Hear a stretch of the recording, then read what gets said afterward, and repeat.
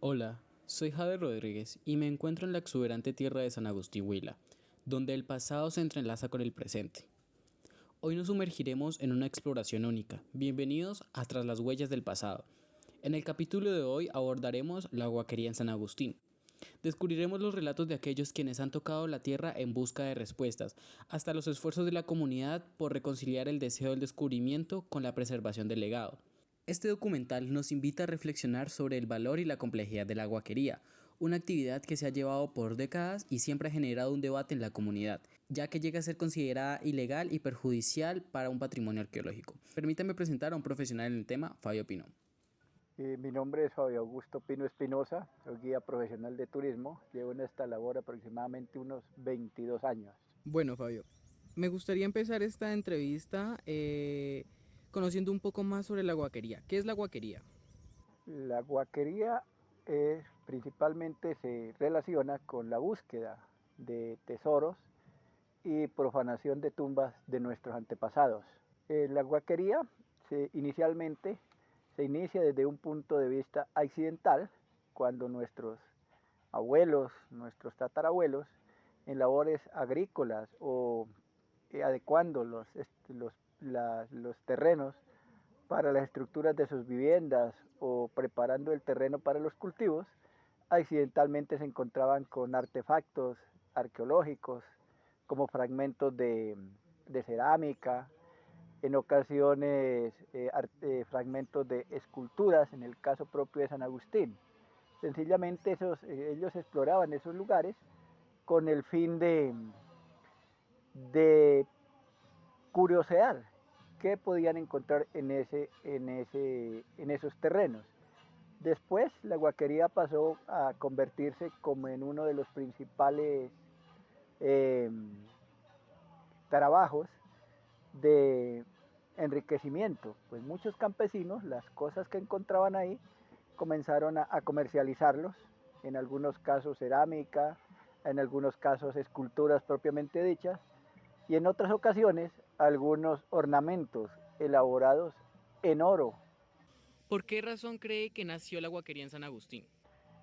Y en San Agustín inicialmente inicia la huaquería con esa ambición de riqueza, pues en muchas ocasiones coleccionistas privados comenzaron a visitar la región, viajeros, estudiosos extranjeros que llegaban a esta área, muchos elementos eran comercializados por ellos que los campesinos les suministraban en algunos casos.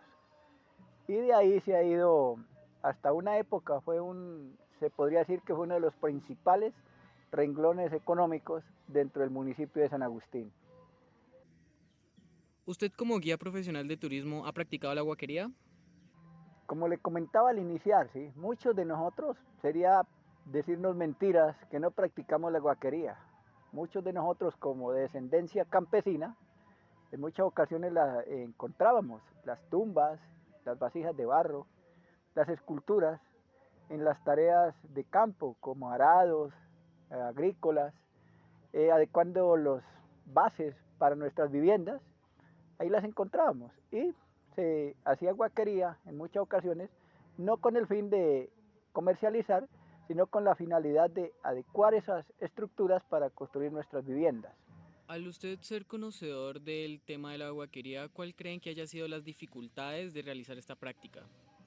Las dificultades de realizar la práctica de la guaquería como tal, en muchas ocasiones, es el desconocimiento que se tenía en la región porque se realizaba con mecanismos burdos, herramientas burdas, y en muchos casos se deterioraban los artefactos encontrados en las mismas sepulturas, en los mismos sarcófagos.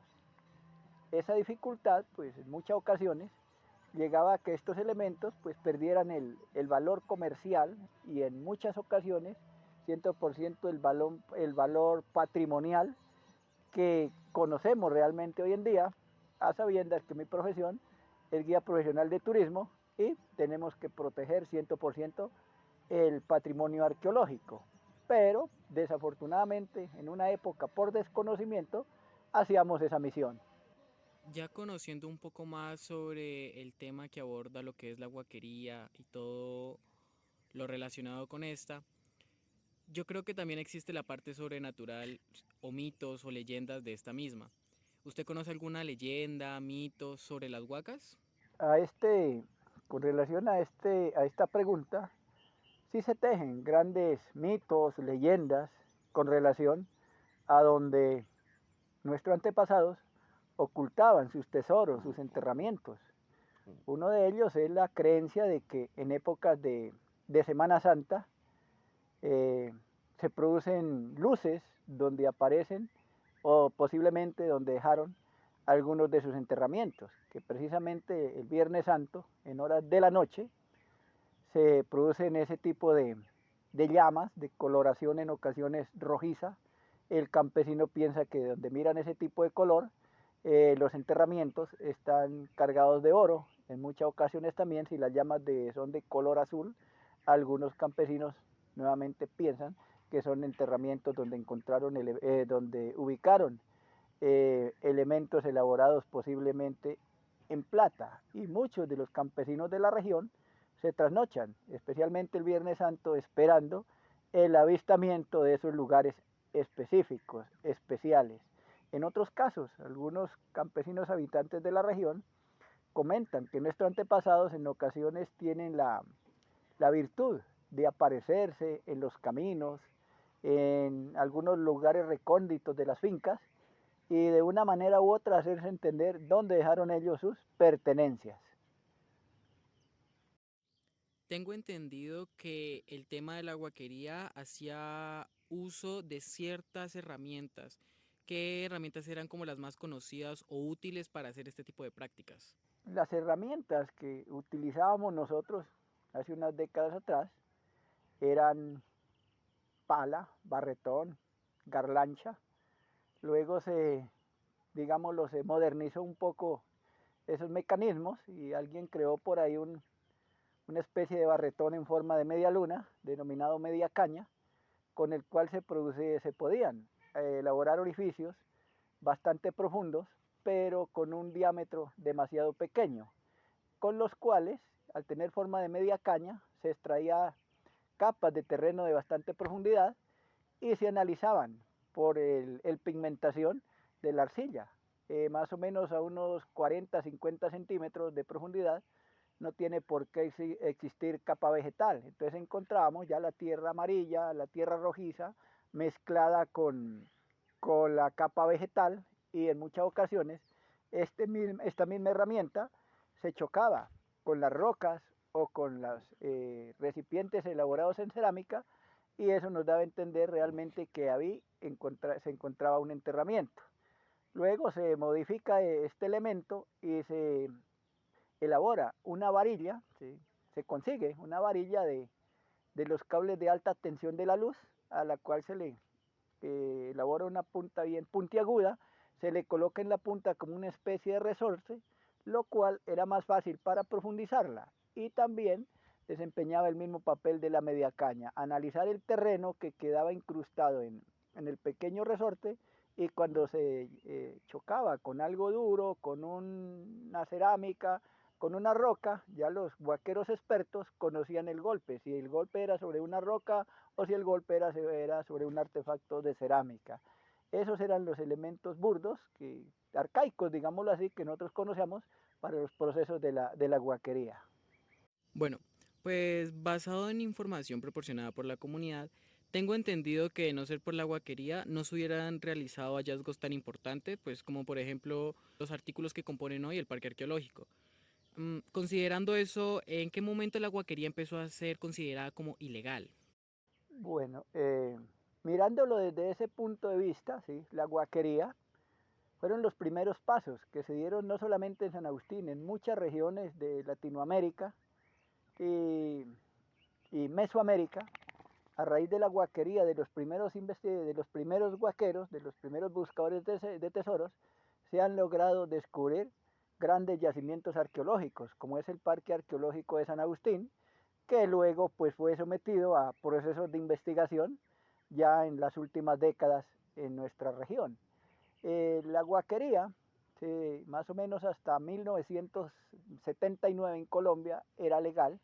a partir de 1979 se crea la Ley General de la Cultura, donde se prohíbe rotundamente hacer esos procesos ilegales de guaquería y el porte o la tenencia de artefactos arqueológicos, como el caso de vasijas de barro, de esculturas en el caso de nuestra propia cultura, ¿no? Fabio, ¿hay alguna entidad en pro de la preservación del patrimonio cultural, pues ya que sea regule, sancione o prohíba este tipo de actividades?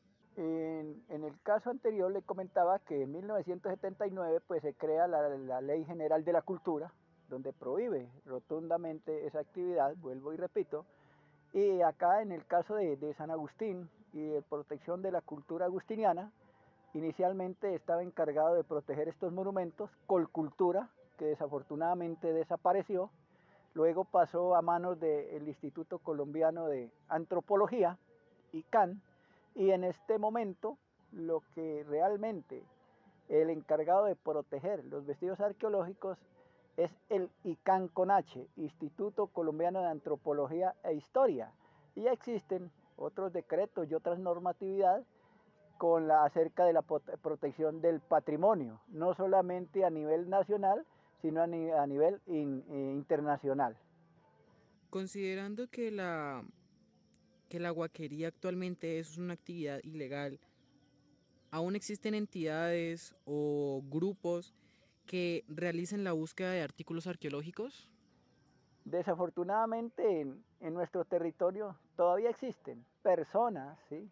Campesinos, que realizan esa actividad. En muchas ocasiones, como comentaba al iniciar, por suerte, digámoslo así, en otras ocasiones con esa ambición de riqueza, porque en este caso al Instituto Colombiano de Antropología le quedaría muy grande entrar a controlar en toda la zona de influencia arqueológica en nuestra región, que podemos hablar más o menos de 65.000 hectáreas distribuidas entre San Agustín, Isnos y Salado Blanco, ¿sí? Entonces, hay lugares donde la presencia de las autoridades no, no sería suficiente, no ha podido llegar.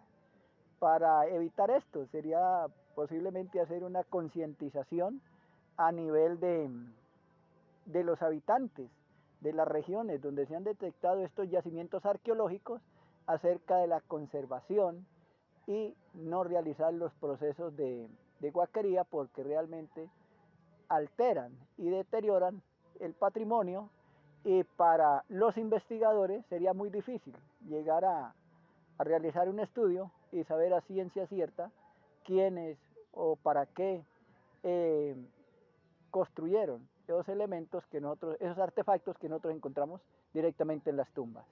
Muchas gracias por su tiempo y participación para aclarar un tema que a pesar de ser muy desconocido en muchos aspectos, ha sido importante para resolver una de las incógnitas más grandes que han dejado nuestros antepasados en esta región. Pues para finalizar esta entrevista, ¿le gustaría dejarle algunas palabras sobre la importancia de preservar el patrimonio arqueológico de San Agustín? Y en ese caso sería, ¿no?, una recomendación tanto a los campesinos, a los habitantes de la región y a las personas que tienen el poder, que tienen el mando, tanto a nivel municipal, gubernamental, incentivar, o no incentivar directamente, sino dictar charlas de capacitación a todos los habitantes, no solamente de San Agustín, sino a nivel nacional, acerca de la importancia que tiene nuestro patrimonio y al mismo tiempo la conservación del mismo, porque realmente forma parte de nuestras raíces, de nuestras creencias mitológicas y ancestrales. Lo que hace falta es capacitación, concientización, tanto a nivel municipal, departamental y nacional.